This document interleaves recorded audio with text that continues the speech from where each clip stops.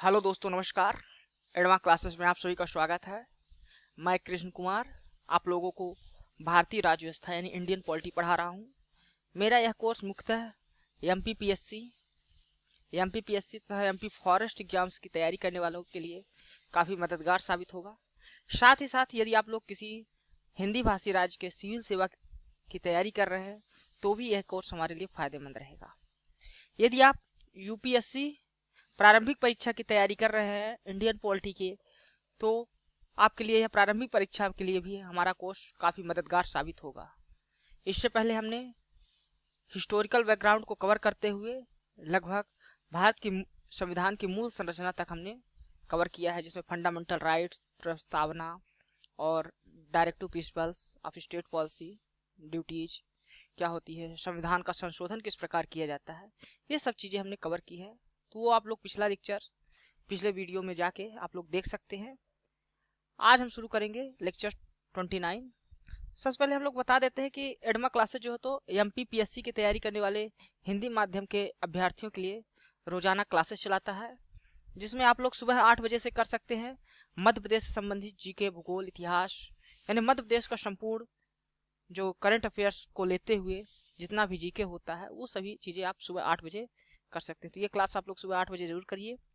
इसके अलावा 9 बजे भूगोल की क्लास चलती है, जिसमें भारत के भूगोल के साथ साथ विश्व के भूगोल को भी कवर किया जा रहा है। उसकी भूगोल की जो थ्योरीज है उसको कवर किया जा रहा है।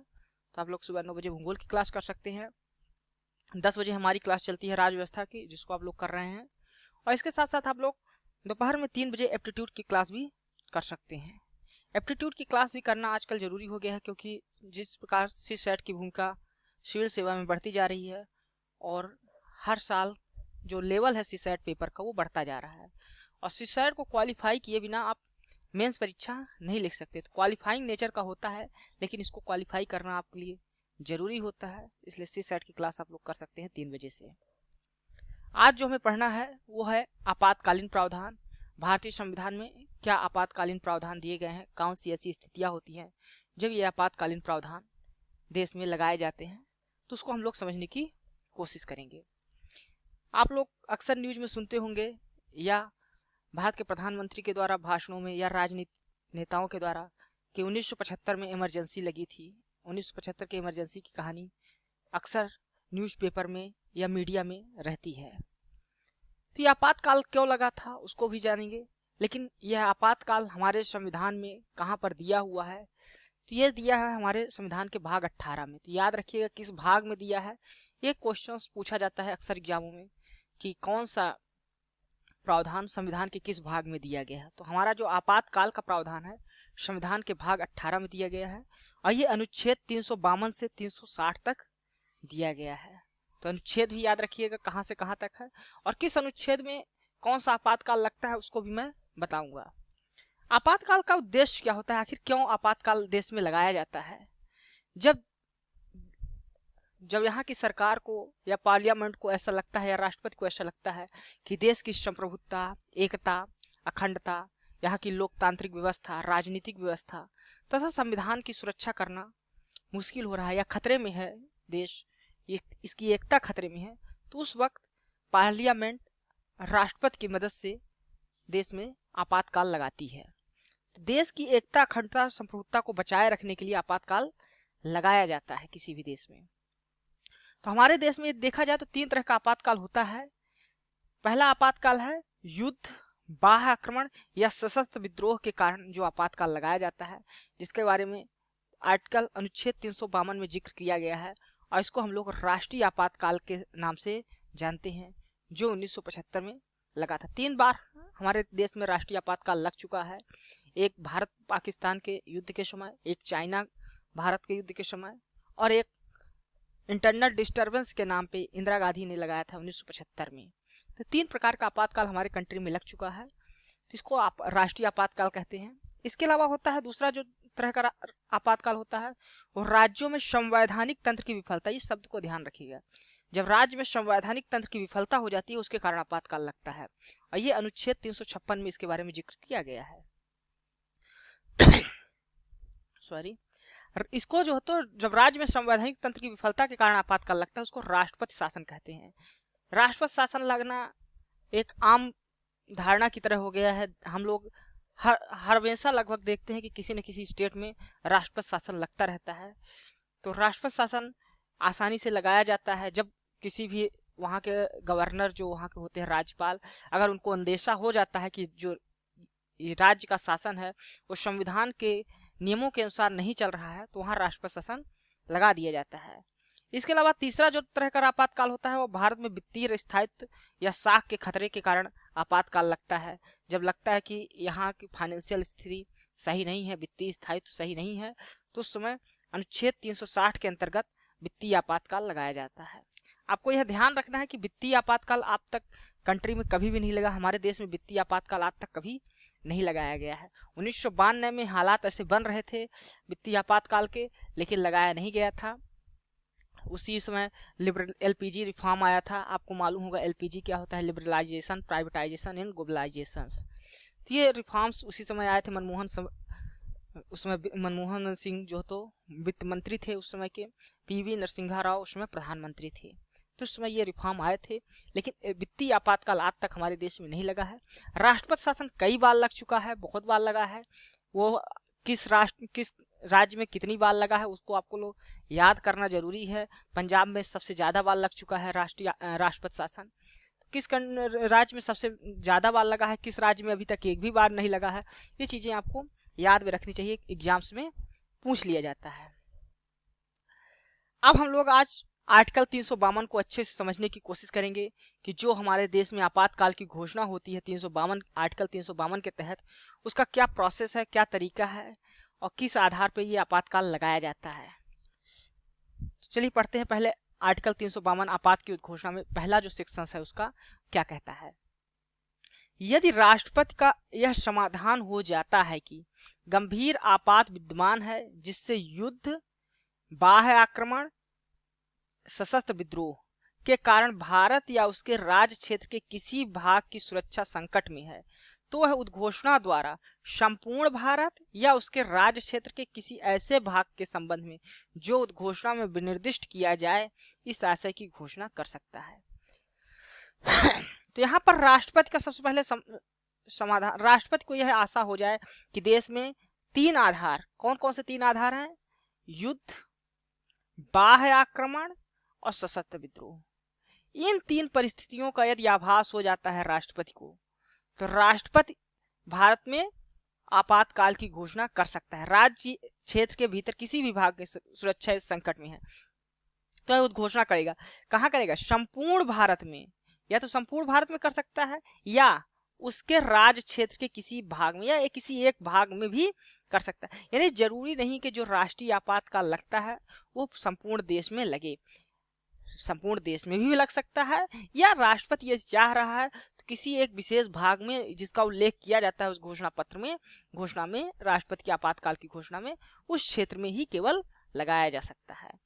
तो तीन आधार कौन से ऐसे ग्राउंड हैं जिनके आधार पे जो तो आपातकाल लगता है, वो आपको याद रखना है, युद्ध, बाह्य आक्रमण और सशस्त्र विद्रोह।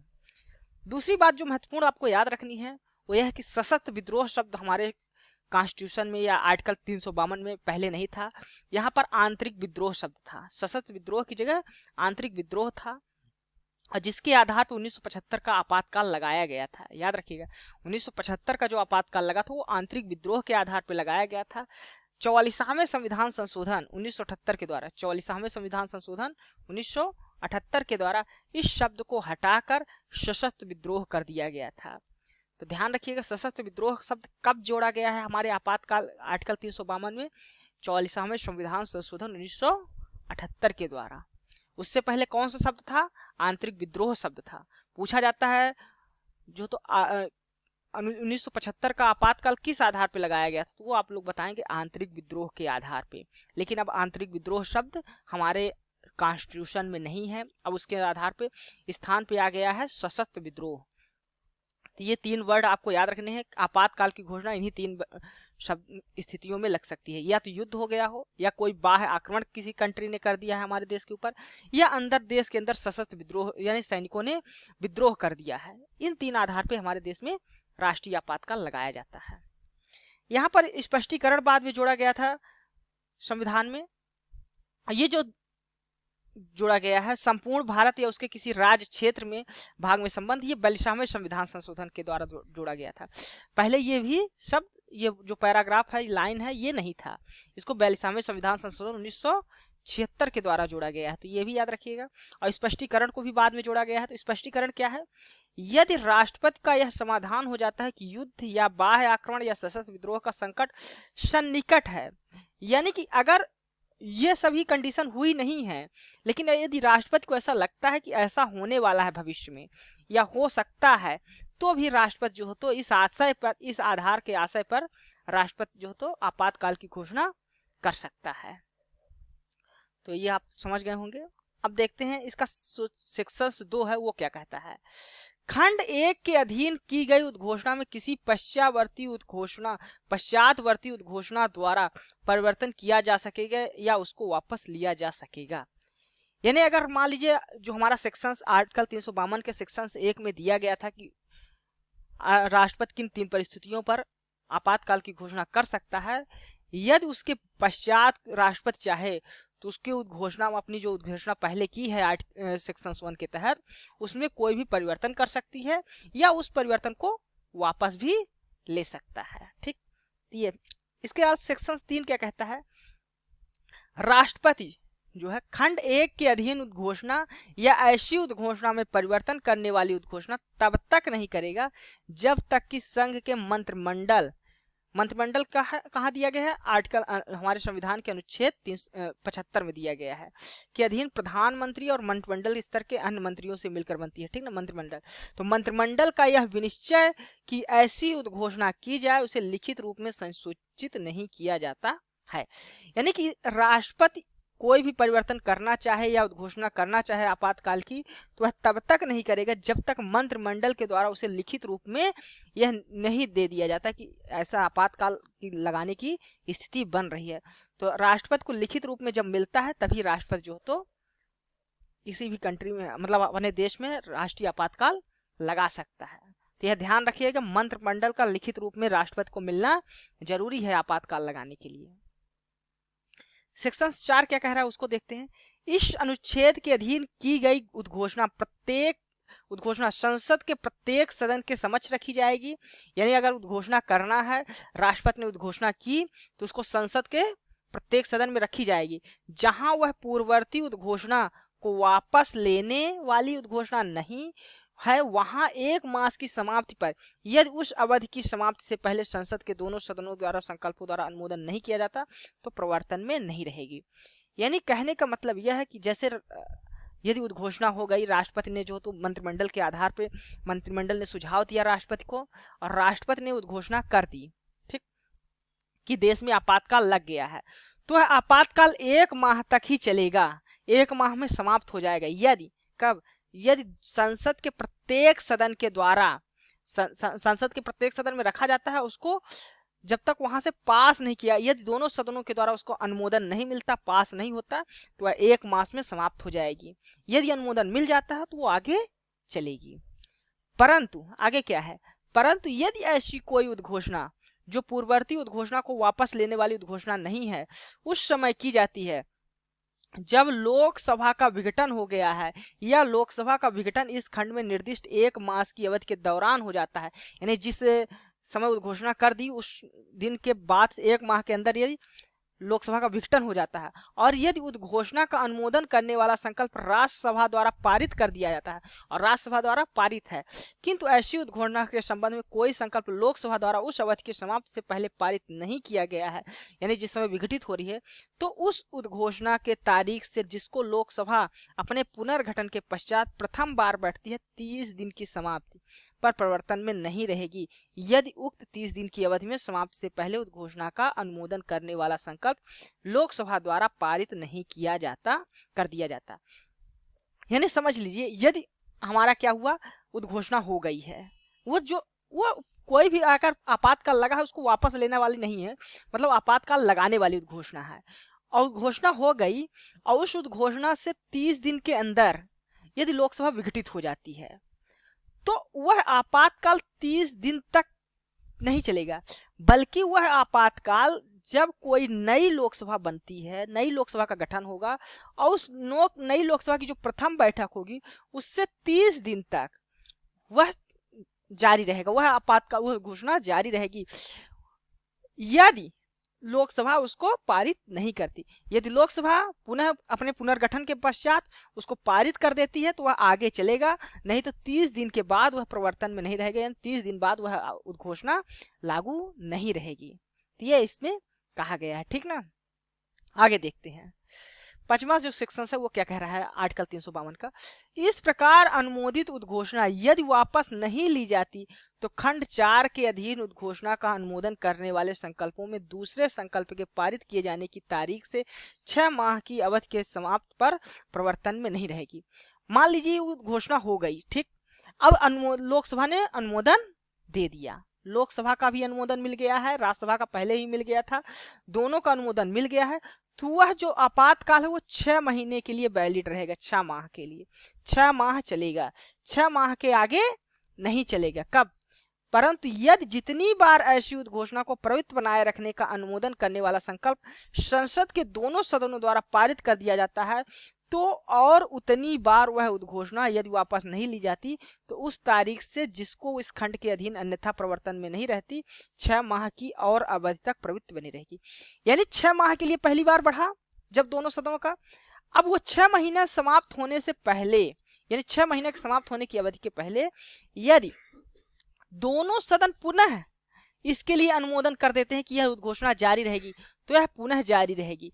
फिर इसी तरह ये 6 माह करके बढ़ती रहेगी और तब तक यह बढ़ती रहेगी जब तक कि संसद सदन जो हो तो इसको वापस लेने का संकल्प नहीं करती, उद्घोषणा नहीं करती। तो इस प्रकार हम लोग देख रहे हैं जो राष्ट्रीय आपातकाल है 6 माह करके कितनी भी बार बढ़ाया जा सकता है, यानी जब तक संसद चाहे तब तक, यानी दोनों सदन यदि राजी हैं तो कई बार इसको बढ़ाया जा सकता है। लेकिन यदि सदन किसी भी वक्त इस उद्घोषणा को वापस लेना चाहती है तो वापस भी ले सकती है। यदि वापस नहीं ले रही है और यदि अगर मान लीजिए 6 माह बाद क्या होता है दोनों सदन अनुमोदन नहीं करते तो वही 6 माह के बाद वो जो आपातकाल है वो समाप्त हो जाएगा, अपने आप समाप्त हो जाएगा, यानी वो उद्घोषणा प्रवर्तन में नहीं रहेगी। लेकिन जितनी बार जो हो तो सदन, दोनों सदन जो हो तो इसको अनुमोदित करते रहेंगे आपातकाल को लगाने की, उतनी वो अनंत का मतलब ऐसे कई साल तक वह चलती रह सकती है। ठीक, तो ये कोई लिमिट नहीं लगाई गई है कि कितनी बार जो हो तो सदन इसको आगे बढ़ा सकता है, यानी राष्ट्रीय आपातकाल जो लग गया है वो आगे लगातार बढ़ता रह सकता है। ये खंड 4 के अधीन यदि घोषणा हो गई है तब, ठीक। परंतु यह और कि यदि लोकसभा का विघटन 6 माह की ऐसी अवधि के दौरान हो जाता है और ऐसी उद्घोषणा को प्रवृत्त बनाए रखने के लिए अनुमोदन वाला संकल्प राज्यसभा द्वारा पारित कर दिया जाता है, परंतु ऐसी उद्घोषणा को प्रवृत्त बनाए रखने के संबंध में कोई संकल्प लोकसभा द्वारा उक्त अवधि के दौरान पारित नहीं किया गया तो उद्घोषणा उस तारीख से जिसको लोकसभा अपने पुनर्गठन के पश्चात प्रथम बार बैठती है 30 दिन की समाप्ति में प्रवर्तन में नहीं करेगी तो युक्त 30 दिन की अवधि की समाप्ति से पहले उद्घोषणा को पवित्र बनाए रखने का अनुमोदन करने वाला संकल्प लोकसभा द्वारा पारित नहीं कर दिया जाता है। कहा जा रहा है कि यदि मान लीजिए 6 माह का टाइम बीत गया, ठीक, आपातकाल लगा, 6 माह के अंदर अब नई हमको जो है तो उद्घोषणा को अनुमोदन करना है, राज्यसभा ने अनुमोदन कर दिया लेकिन लोकसभा उस समय विघटित हो जाती है, तो इस 6 माह के बीतने के 30 दिन तक वह प्रवर्तन में रहेगी यदि उसको लोकसभा अनुमोदित नहीं करता। नई लोकसभा का गठन होगा, नई लोकसभा के गठन से जिस तारीख को पहली बैठक होगी उस तारीख से 30 दिन तक में यदि नई लोकसभा अनुमोदित कर देती है तो वो आगे बढ़ेगा। यदि वह प्रथम बैठक के 30 दिन में यानी 30 दिन में वह पुनः अनुमोदित नहीं करती तो वह आपातकाल जो है तो वह उद्घोषणा वहीं पर समाप्त हो जाएगी। यानी उसको आगे बढ़ाने के लिए जो नई लोकसभा का गठन हुआ है उसको अपनी प्रथम बैठक से 30 दिन के अंदर अनुमोदन देना आवश्यक होता है। ठीक, यदि नहीं दे पा रही है तो वह आपातकाल आगे नहीं बढ़ेगा, ये ध्यान रखिएगा आप लोग। इसका सेक्शन 6 क्या कहता है कि खंड 4 और खंड 5 के प्रयोजन के लिए संकल्प संसद के किसी सदन द्वारा उस सदन की कुल सदस्य संख्या के बहुमत द्वारा उस सदन के उपस्थित मत देने वाले सदस्यों में कम से कम 2/3 बहुमत द्वारा ही पारित किया जाएगा। यहाँ पर खंड 6 में जो सेक्शन 6 है वह बात कर रहा है, यदि मान लीजिए कोई भी जो हमारा सदन से पास करना है, ये अनुमोदन जो पास हो रहा है, चाहे लोकसभा से हो चाहे राज्यसभा से, तो किस प्रकार पास होगा, तो यह पास होने के लिए आपको बहुमत चाहिए होगा उस सदन की, और साथ ही साथ जो उपस्थित और मत देने वाले हैं उसका 2/3 बहुमत होना चाहिए। यानी जितने उपस्थित हैं और मत दे रहे हैं उसका 2/3, और सदस्य संख्या का टोटल क्या होना चाहिए, जितनी सदन में सदस्य संख्या है, टोटल क्षमता है सदन की, उसके बहुमत के द्वारा। तो यहाँ दोनों के जब होगा तभी जो है तो ये हमारा आपातकाल आगे बढ़ेगा, यानी अनुमोदन जो है दोनों सदनों से तभी पास माना जाएगा जब ये कंडीशन फॉलो करेगा। सेक्शन खंड 7 क्या कहता है, सेक्शन 7 है, पूर्वगामी खंडों में किसी बात के होते हुए भी यदि लोकसभा खंड 1 के अधीन की गई उद्घोषणा या ऐसी उद्घोषणा में परिवर्तन करने वाली उद्घोषणा यथास्थित अनुमोदन या उसे पवित्र रखने का अनुमोदन करने वाले संकल्प पारित कर देती है तो राष्ट्रपति ऐसी उद्घोषणा को वापस ले लेगा। यानी कि कहा जा रहा है यदि मान लीजिए खंड 1 की तरह आपातकाल की उद्घोषणा कर दी गई, आपातकाल लागू हो गया है, वो दोनों सदन के द्वारा पास हो जाता है तो 6 महीने तक चलता है। लेकिन 6 महीना बीतने से पहले ही यदि लोकसभा यहाँ पर चाहे कि हमको अब इसको आगे नहीं बढ़ाना है और इसके संबंध में कोई भी अनुमोदन पास कर देती है, अपने लोकसभा पास कर देती है, राष्ट्रपति को क्या करना होगा, इसको वापस लेना होगा। यानी यहाँ पर एक चीज ध्यान देने वाली बात यह है कि जब उद्घोषणा लागू हो रही थी, जब लगाया जा रहा था, तो लोकसभा और राज्यसभा दोनों सदनों की हमको आवश्यकता पड़ रही थी अनुमोदन की। लेकिन जब इसको हटाया जा रहा है तो केवल यदि लोकसभा यदि इस पर सहमत हो जाती है कि हमको हटाना है, वो ऐसा कोई उद्घोषणा पास कर देती है, अनुमोदन पास कर देती है, तो राष्ट्रपति उसको हटा सकता है। ठीक, तो उद्घोषणा की जो आपातकाल की उद्घोषणा है उसको वापस लिया जा सकता है। इस डिफरेंस को भी आपको समझना आवश्यक है। खंड 8 क्या कह रहा है उसको समझते हैं। सेक्शन 8, जहां खंड 1 के अधीन की गई उद्घोषणा या ऐसी उद्घोषणा में परिवर्तन करने वाली उद्घोषणा का यथास्थित अनुमोदन या उसको प्रयुक्त बनाए रखने के लिए अनुमोदन करने वाले संकल्प को प्रस्तावित करने के लिए अपने आशय की सूचना लोकसभा की सदस्य संख्या का कम से कम 10वें भाग के द्वारा हस्ताक्षरित करके लिखित रूप में, यदि लोकसभा सत्र में है तो लोकसभा अध्यक्ष को, यदि लोकसभा सत्र में नहीं है तो राष्ट्रपति को दी गई है, वहां ऐसे संकल्प पर विचार करने के लिए प्रयोजन के लिए लोकसभा की विशेष बैठक यथास्थित अध्यक्ष राष्ट्रपति को ऐसी सूचना होने की तारीख से 14 दिन के भीतर की जाएगी। मान लीजिए कोई खंड 1 के तहत उद्घोषणा हो गई है, देश में राष्ट्रीय आपातकाल लग गया है, अब उसको लोकसभा क्या चाहती है कि उसको हटाना चाहती है, लोकसभा के सदस्य जो हैं उसको चाहते हैं कि अब आपातकाल समाप्त हो जाए, तो उसके लिए कम से कम लोकसभा के सदस्य संख्या का कितना चाहिए, कम से कम 10वां भाग, यानी 1/10 सदस्य जब यह अनुमोदन लिखित रूप में, यदि लोकसभा चल रही है मतलब लोकसभा का सत्र है तो लोकसभा अध्यक्ष को देना होगा, यदि लोकसभा सत्र में नहीं है तो राष्ट्रपति को देना होगा। तो 1/10 सदस्य यदि राष्ट्रपति को या अध्यक्ष को लिखित रूप में अपना विचार दे देते हैं तो यह उसकी विशेष बैठक बुलाई जाएगी लोकसभा की, यदि लोकसभा बैठक में नहीं है, और उसमें यह सूचना उसको 14 दिन के तारीख के भीतर यह जो तो बैठक बुलाना आवश्यक है, इसमें परिवर्तन करने के लिए। फिर वह पास होगा, तो अगर वह अनुमोदन पास हो जाता है तो वहां पर उद्घोषणा समाप्त हो जाएगी, यदि नहीं पास होता तो उद्घोषणा चलती रहेगी। इसका जो खंड 9 है, सेक्शन 9, वो क्या कह रहा है, इस अनुच्छेद के द्वारा राष्ट्रपति को प्रदत्त शक्ति के अंतर्गत युद्ध, बाह्य आक्रमण या सशस्त्र विद्रोह के अथवा युद्ध या बाह्य आक्रमण या सशस्त्र विद्रोह का संकट सन्निकट होने के विभिन्न आधारों पर विभिन्न उद्घोषणाओं करने की शक्ति होगी, चाहे राष्ट्रपति ने खंड 1 के अधीन पहले उद्घोषणा की है या नहीं की है, या ऐसी उद्घोषणा प्रवर्तन में है या नहीं। खंड 9 कह रहा है, मान लीजिए कोई आपातकाल कंट्री में लग गया है, ठीक, लगा हुआ है या नहीं भी लगा है, लेकिन राष्ट्रपति के पास हमेशा यह शक्ति रहेगी अगर उसको बाह्य आक्रमण या सशस्त्र विद्रोह युद्ध के समय यदि आप राष्ट्रपति को आभास भी हो जाता है, भले एक आपातकाल लगा हुआ है, लेकिन यदि ये कंडीशन बन रही है और राष्ट्रपति को लगता है कि हमें नई उद्घोषणा करनी है तो वह उद्घोषणा कर सकता है। ठीक, खंड 1 के अधीन जो उद्घोषणा खंड 1 में जो प्रोसीजर दिया है उसके अधीन एक नई उद्घोषणा भी कर सकता है, भले पहले से कोई उद्घोषणा चल रही हो या न चल रही हो। तो सेक्शन खंड 9 ये बात करता है। तो यह था आर्टिकल 352 में क्या बातें कही गई हैं। एक बार हम इसको फिर से रिवाइज कर देते हैं ताकि आप लोग को यदि कहीं कंफ्यूजन है तो अच्छे से क्लियर हो जाए। तो चलिए, हम लोग आपातकाल जो था हमारा वो भाग 18 में था। ठीक, हमने यह जाना कि अनुच्छेद 352 से 360 तक आपातकालीन प्रावधान दिए गए हैं। यह देश की एकता, अखंडता, संप्रभुता, लोकतांत्रिक व्यवस्था को सुरक्षित रखने के लिए यह घोषणा की जाती है। हमने यह भी जाना हमारे देश में 3 तरह की आपातकाल होती है। एक राष्ट्रीय आपातकाल होती है जिसमें युद्ध, बाह्य आक्रमण या सशस्त्र विद्रोह के कारण लगाया जाता है, जो आर्टिकल 352 में है। एक होता है राज्य में आपातकाल, जो राज्यों में संवैधानिक तंत्र की विफलता के कारण लगता है, जिसको राष्ट्रपति शासन कहा जाता है। और तीसरा होता है वित्तीय स्थायित्व या साख के खतरे के कारण जो आपातकाल लगाया जाता है, वो आर्टिकल 360 होता है, जिसको हम लोग वित्तीय आपातकाल कहते हैं। 352 के आर्टिकल में हमने यह समझा कि राष्ट्रपति जो है तो आपातकाल लगा सकता है यदि उसको लगता है कि युद्ध, बाह्य आक्रमण या सशस्त्र विद्रोह, 3 आधार हैं, युद्ध, बाह्य आक्रमण या सशस्त्र विद्रोह।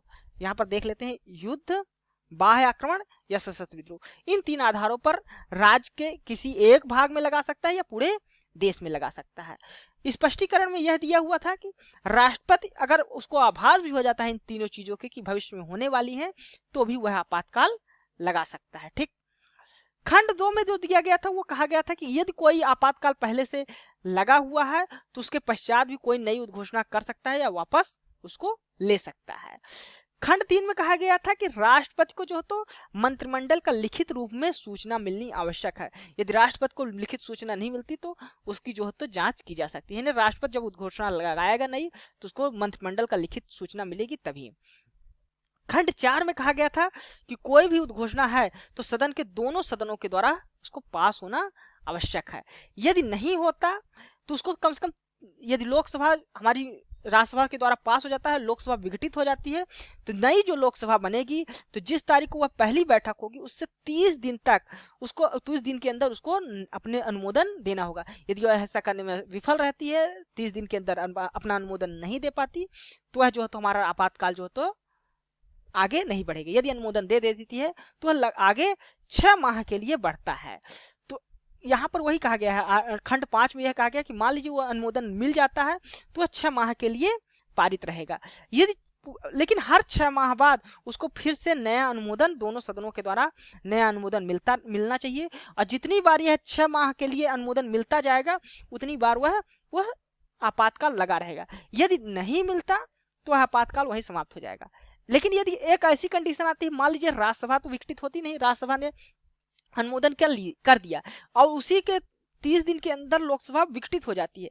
अब लोकसभा जब विघटित हो जाएगी तो नई लोकसभा का गठन होगा और नई लोकसभा के गठन के पहले जो 30 दिन है तो प्रथम बैठक से 30 दिन तक यदि उसको अनुमोदन देना आवश्यक होगा। यदि वह अनुमोदन देने में विफल रहती है तो वह आपातकाल की घोषणा समाप्त हो जाएगी। यदि वह अनुमोदन दे देती है तो फिर वह आगे 6 महीने के लिए लग सकता है। खंड 6 में कहा गया था कि कोई भी अनुमोदन जो पास होता है दोनों सदनों के द्वारा वह सदन की बहुमत के द्वारा होना चाहिए। जो कुल सदन की क्षमता है उस सदस्य, चाहे वो लोकसभा की हो राज्यसभा की हो, उन दोनों के अपने अलग अलग अपनी क्षमता होना चाहिए। साथ क्षमता का बहुमत होना चाहिए, सदस्य संख्या के बहुमत होना चाहिए। साथ ही साथ जो उस वक्त वोट दे रहे हैं और प्रेजेंट है हाउस में, उसका 2/3 बहुमत से ही पास होगा। तो ये वहां किस तरह पास होगा, सदन से, लोकसभा हो या राज्यसभा से, वो बारे में बात की गई थी। जो सेक्शन 7 है, खंड 7 है, उसमें कहा गया था कि यदि कोई उद्घोषणा है तो राष्ट्रपति उसको चाहे तो, यदि लोकसभा चाहती है कि हम उसको हटा दें तो लोकसभा इसको यदि पारित कर देती है कि हमको यह उद्घोषणा समाप्त करना है या आगे बढ़ाना, मतलब इसको अनुमोदन, मतलब उद्घोषणा जो आपातकाल की उद्घोषणा लागू हो गई है तो लोकसभा अकेले जो है तो उसको कभी भी समाप्त कर सकती है और राष्ट्रपति को ऐसा संकल्प अपना बताएगी और राष्ट्रपति उस घोषणा को वापस ले सकता है। तो यहाँ पर मैंने बताया था, एक चीज हाईलाइट किया था कि यहाँ पर केवल लोकसभा जो है तो यहाँ सदन शब्द नहीं यूज हुआ है, यानी उद्घोषणा को वापस लेने के लिए लोकसभा सक्षम है। यदि वह अपना अनुमोदन पास कर देती है तो यहाँ मतलब राज्यसभा की आवश्यकता नहीं पड़ती है अनुमोदन को वापस लेने के लिए। खंड 8 में बताया था कि यदि कभी भी उद्घोषणा चल रही है, जो आपातकाल चल रहा है, उसमें लोकसभा यदि उसको खत्म करना चाहती है, आपातकाल को, तो उसके लोकसभा के कम से कम 1/10 सदस्यों का हस्ताक्षर रूप में लिखित रूप से, यदि लोकसभा सत्र में है तो अध्यक्ष को मिलना चाहिए था, यदि लोकसभा सत्र में चल रही है तो अध्यक्ष को, यदि लोकसभा सत्र में नहीं है तो राष्ट्रपति को लिखित रूप से, यदि 1/10 सदस्य जो हो तो 10वें भाग के सदस्य अगर सदन के लोकसभा के राष्ट्रपति या अध्यक्ष को लिखित रूप में दे देते हैं तो वह इसके लिए 14 दिन के भीतर जो होता है नई बैठक, लोकसभा की विशेष बैठक बुलाना आवश्यक होगा। और सेक्शन 9 में हमने कहा था कि राष्ट्रपति जो हो तो यदि कोई उद्घोषणा चल भी रही है और नई उद्घोषणा यदि राष्ट्रपति लगाना चाहता है तो खंड 1 की जो प्रक्रिया है कि सदन को जो हो तो पास करना पड़ेगा, और सदन जो हो तो पास कर देती तो नई उद्घोषणा भी उसमें लागू हो जाएगी। पहले कोई चल भी रही है या नहीं भी चल रही है तो भी राष्ट्रपति जो हो तो इस आधार पे लगा सकता है। तो ये हमने आज जो है तो आर्टिकल 352 के तहत हमारे देश में किस प्रकार आपात लगता है उसके बारे में हमने डिटेल एनालिसिस की है। आगे हम लोग आर्टिकल 353, 54, 55, 56 पढ़ेंगे। फिर उसके बाद हमारा एक और लेक्चर आएगा जिसमें आर्टिकल 358, 59 में क्या डिफरेंस है, कैसे हमारे फंडामेंटल राइट्स वायलेट होते हैं, तो किस प्रकार उस समय आपातकाल के समय जो हो तो उसका स्थगन कर दिया जाता है, उसके बारे में भी हम लोग जानेंगे। और 360 के वित्तीय आपात को, तो इसके आगे 2 हमारी वीडियो और आएंगे जिसमें हम लोग आपातकाल को अच्छे से समझने की कोशिश करेंगे। तो धन्यवाद। यदि आपको हमारा यह वीडियो अच्छा लगा है तो आप हमारे इस वीडियो को लाइक कर दें, हमारे इस चैनल को सब्सक्राइब कर लें और साथ ही साथ हमारे इस बेल आइकन को दबा दें ताकि जैसे ही हमारे अगली लेक्चर्स आए उसका नोटिफिकेशन आपको मिल सके।